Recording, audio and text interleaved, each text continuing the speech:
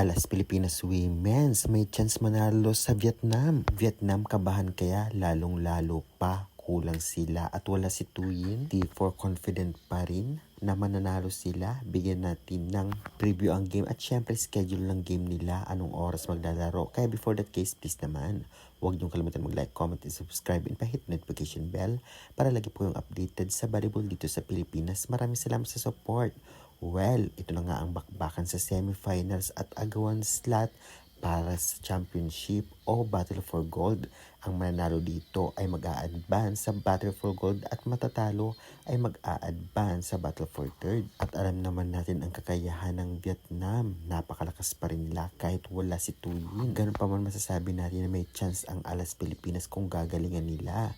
Dati na nilang nakaharap ang Vietnam na may Tuyin pa, ngunit minsan pinahirapan na rin ng Alas Pilipinas ang Vietnam sa ganitong line-up ngayong generation. Kaya naman napakalaki ng chance na maulit ito kung baga may magandang laro lang ang Alas Pilipinas at syempre magandang balasa ni Coach De Brito sa mga players. For me, para manalo ang Alas Pilipinas, kailangan bilisan o fast set at syempre ewas error. Dapat kargado ang mga serve pero dapat hindi error ang serving at syempre opensa, depensa at blockings dapat paganahin.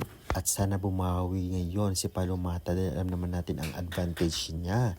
Napakatangkad at syempre dapat bantay sarado dito si T4. Ganun pa man, overall kayang tapatan, lalo pa meron tayong Solomon versus T4 at syempre may Belen Canino laban sa ibang wing spikers nitong ngang Vietnam national team. Grabe din ang defense nila, especially ang libero at sana ganun pa rin gamitin first 6, Solomon, Belen at itong ngang si Canino at syempre libero Hazareno.